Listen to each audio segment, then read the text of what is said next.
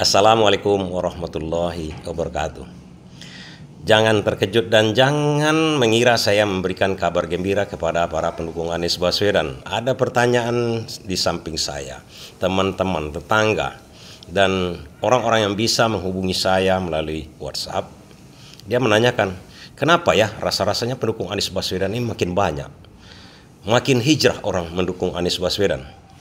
Saya katakan mereka bukan mendukung Anies Baswedan. Lantas, ini akan saya bahas kepada kawan-kawan. Sebagai pendukung Anies Baswedan yang militan dan tambah militan saat ini, kita katakan kita bukan mendukung Anies Baswedan. Lalu, ada satu contoh yang akan saya berikan kepada kawan-kawan. Kenapa dukungan kepada Anies Baswedan semakin bertambah, tapi kita yang pendukung militan Anies Baswedan mengatakan bukan Anies Baswedannya yang kita dukung. Yang kita dukung adalah gagasannya. Itu secara tidak sadar. Bahkan pendukung 01, 02, 03 pun kan banyak yang hijrah sekarang tuh mendukung Anies Baswedan. Secara tidak langsung mereka mengatakan bahwa salah dukung kemarin itu. Jelas. Karena secara tidak sadar juga mereka mencontoh apa yang dilakukan oleh Nabi. Orang-orang alim sebelumnya. Orang sahabat-sahabat Nabi sebelumnya. Apa itu? Nah, begini kawan-kawan. Pada waktu Nabi Muhammad wafat, apa yang dikatakan oleh Abu Bakar? Dia diangkat menjadi khalifah melalui musyawarah. Seperti kita juga sebenarnya. Musyawarah di awal-awalnya mengangkat khalifah Abu Bakar. Tak ada kepemimpinan Islam pada waktu itu kan? Diangkatlah.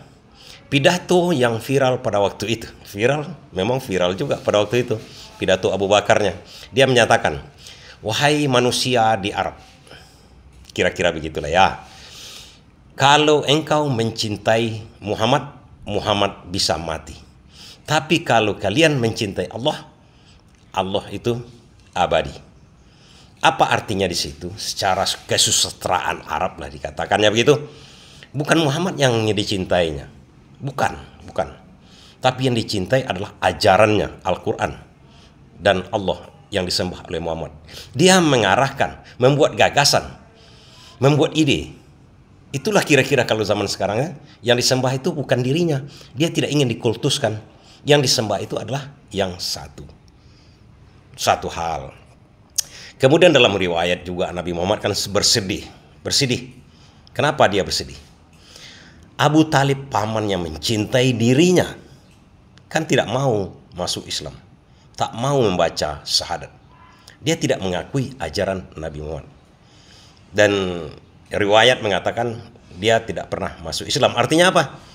Begitu sudah sampai dakwah kepada dia, kemudian dia tidak masuk, artinya dalam kekafiran. Itu jelas. Apakah dia masuk surga atau neraka, itu hak prerogatif Allah Subhanahu wa taala. Tapi di sini mencerminkan Abu Talib bukan mencintai gagasan Nabi Muhammad. Bukan mencintai idenya.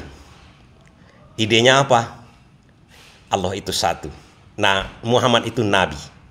Kan itu asyhadu an la ilaha illallah wa asyhadu anna Muhammadar Rasulullah. Kan itu sebenarnya kuncinya. Itu gagasan itu.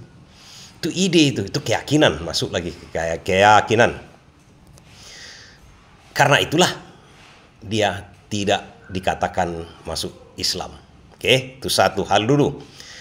Kalau kita bandingkan dengan Anies Baswedan pada waktu desa Anies berkali-kali dia mengatakan, saya tidak minta Anda memilih saya, tapi pertimbangkanlah gagasan perubahan kita ini.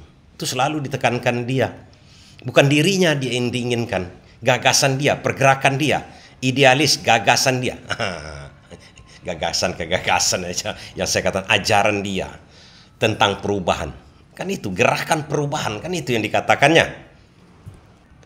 Dan kemudian, kenapa Nabi Muhammad itu dipercayai, diyakini oleh masyarakat atau rakyat atau umat Islam lah dikatakan pada waktu zaman jahiliyah. Kita anggap kita hidup di zaman jahiliyah sekarang. Kenapa dia dipercayai begitu? Percaya bahwasanya dia nabi, percaya kepada perkataan dia. Karena satu hal, dia mengatakan A adalah A, artinya jujur, amanah. Banyak kisah-kisahnya mengatakan begitu, tak pernah berkata bohong. Makanya orang percaya.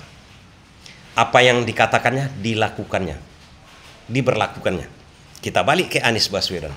Dia katanya di waktu kampanye akan melokalisir warga Kampung Akuarium yang diusir oleh Ahok. dia tempatkan kembali warga kampung Akurim. Dibuktikannya. Kedua, waktu kampanye jadi gubernur kemarin itu dia katakan dia akan cabut izin reklamasi pantai. Dia katakan, dia laksanakan. Artinya dia tidak berkata bohong dan diusahakan. Tindakannya itu diusahakan, dia memang betul-betul ditepatinya janjinya. Amanah di situ. Pertanyaannya, kan ke awal masalah, kenapa banyak yang hijrah ke Anies Baswedan, pendukung-pendukung yang lain? Sederhana kawan-kawan. Di balik banyaknya masyarakat atau pemimpin-pemimpin yang menipu-nipu rakyat. Menipunya bagaimana? Dia katakan untuk rakyat. Tapi begitu kena sekretaris partainya, dia kelang kabut. Malahan kadernya sendiri yang berjuang untuk dirinya sendiri dilarangnya retreat. Kan sederhana mengatakannya.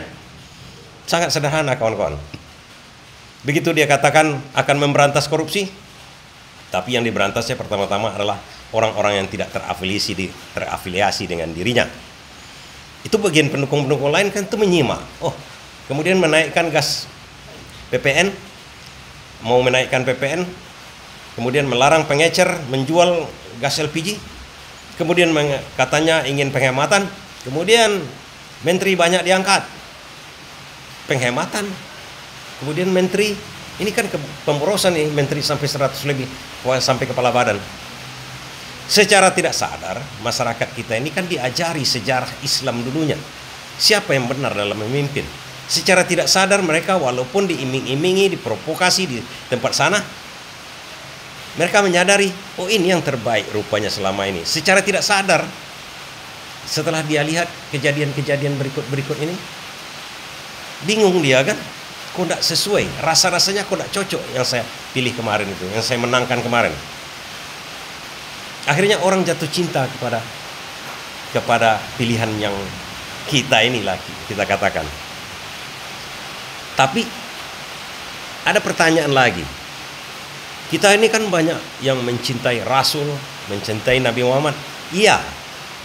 Jangan terbalik-balik kawan-kawan. Kita mencintai Nabi Muhammad itu setelah kita tahu ajarannya, baru kita mencintai orangnya. Jangan dibalikkan, kita mencintai Nabi Muhammad dulu, seperti Abu Talib tidak akan jumpa kita mendukung dia ataupun menghayati ajarannya, membenarkan dirinya.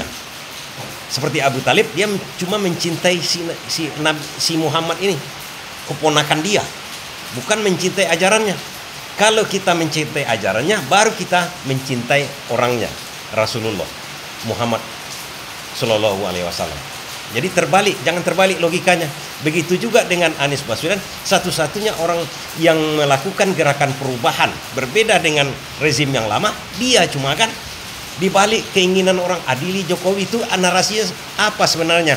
Berubah dari yang rezim yang lama, bukan melanjutkan IKN kan? Secara tidak sadar kita juga begitu itu. Kita mencintai gagasannya dulu, perubahan dari yang lama. Karena perubahan yang lama itu tidak bagus. Perubahan yang lama itu tidak beres dan ternyata terbukti banyak korupsi, nepotisme, macam-macam di situ. Kita ingin berubah. Satu-satunya yang melakukan perubahan kan Anies Baswedan kemarin. Dan gagasan dia tuh seperti dalam ajaran agama kita itu diterangkan dengan jelas, spesifik, rinci. Sementara yang lain melanjutkan dengan omon-omon, melanjutkan IKN, melanjutkan semuanya, melanjutkan korupsi, tidak mau merubah undang-undang KPK, kemudian tidak mau membuat undang-undang perampasan aset. Sementara yang satu lagi di 03-nya lain lagi ceritanya, katanya berlawanan dengan Mulyono, kemudian mengajukan Pramono dan Rano. Akhirnya mereka yang berada di barisan 0302 kemarin secara tidak sadar, mereka secara tidak sadar nggak cocok nih dengan cara berpikir kita. Akhirnya itulah yang membuat mereka secara tidak sadar berbondong-bondong mendukung Anies Baswedan. Itu jawaban logikanya. Kenapa banyak masyarakat sekarang mendukung Anies Baswedan? Bukan Anies Baswedannya, gagasan dia. Tapi tidak bisa dipungkiri karena pembawa gagasan itu pasti dicintai. Seperti Nabi Muhammad yang membawa agama Islam tentu dicintai oleh umatnya lagi. Kan sederhana. Itulah jawaban saya kepada kawan-kawan yang menanyakan hal ini. Terima kasih.